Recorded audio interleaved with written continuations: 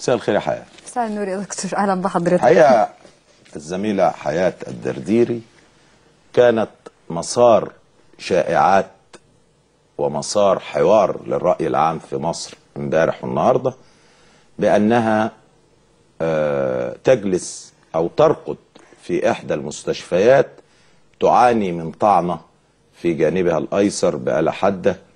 في اللي قال لك 20 غرزة، وفي اللي قال لك 12، وفي اللي قال لك 8. الحقيقة هي حياة الدرديرية. هضحك هعمل ايه يعني؟ عايزك تقولي بقى، يعني احكي انت كده بقى حياتي، يعني انا مش هسألك بقى، انت مذيعة، قولي بقى الموضوع وانا قاعد اسمع. لا بس بداية يا دكتور عاوزة أشكر حضرتك جدا على الكلام اللي حضرتك قلته عني في البداية، ويعني ده شرف ليا إن حضرتك تتكلم عني بالطريقة دي. يعني كمان عاوزة أقول إن شرف ليا إن دكتور توفيق يتكلم ويقول إن أنا حياة هي بنتي أو إحدى أبنائي. يعني اللي حصل في اسكندرية، يعني ما انا فوجئت ان انا مطعونه وراقده في المستشفى، والكلام اللي احنا سمعناه امبارح ده ومعرفش هما جابوا الكلام ده منين. كل اللي حصل ان زي ما حضرتك عارف احنا رحنا المليونية اللي هي مليونية فداء الوطن، وحقيقي أنا ذهلت من كم المصريين الأحرار الشرفاء اللي كانوا موجودين في هذه المليونية. والإسكندرانية جدعان وفعلا ناس زي ما بيتقال عليهم أهل مروءة وأهل حمى.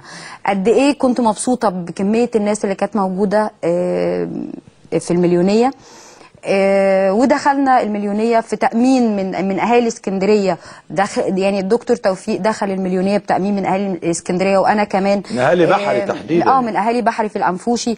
يعني ناس قمة في الرجولة. أنا لو اتكلمت عنهم، عن كل المصريين الشرفاء اللي بيكونوا موجودين سواء في مليونيات العباسية أو المليونية اللي عملناها في اسكندرية امبارح، الناس بالفعل قمة في الرجولة فعلا. كلهم قمة في الرجولة. قد ايه الناس بتبقى محوطانة بكل الحب وكل يعني الاهتمام، انهم حاسين بجد انه انا كنت ببقى حاسة ان انا في وسط اهلي، مش حاسة ان انا في وسط ناس ممكن ما اكونش اعرف شكلهم يعني. بس وطلعنا على المنصة وبدأنا بدأت المليونية وبدأنا الاحتفالية اللي احنا كنا عاملينها في اسكندرية. وبعد كده يعني انتهينا من المليونية واحنا نازلين. حضرتك نزلت في الأول، وكان حوالين دكتور توفيق حوالي 3 دوائر أمنية من الشباب الاسكندراني الجدع، أهالي بحري اللي بجد أنا بنحن لهم احتراما. ودكتور توفيق سبقني ونزل من على المنصة، وبعد كده أنا نزلت ورا حضرتك، وكانوا كلهم حواليا بالفعل في هيئة دايرة. بس هم كانوا يعني، ودي حاجة أنا بتبسط منها جدا إنها بتحصل بالفعل في المليونيات سواء في العباسية أو في اسكندرية.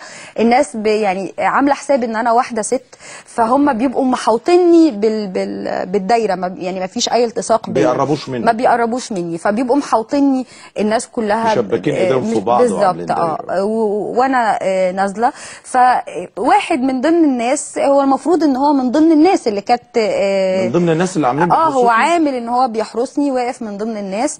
ف زحام شديد وناس كتير، فحاسه بحاجه بتنغزني جنبي، يعني حاسه بشكه. يعني انتبهت كده فمسكت، يعني مره في الثانيه فمسكت الايد، فمسكت ايده فاتلفت وضربته.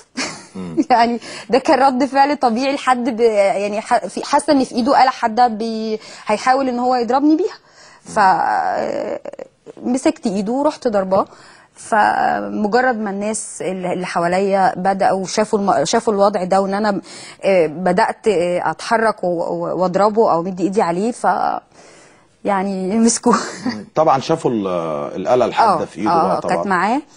وهو يعني انا ما شفتش بعد كده ايه اللي حصل، لان انا باقي الشباب خدوني ودخلوني على العربيه على طول، وما شفتش بقى ايه اللي حصل. لا بس احمد رشاد المخرج اللي كان موجود معانا احمد رشاد كان موجود. قال ان هم هرسوه ضرب الاول.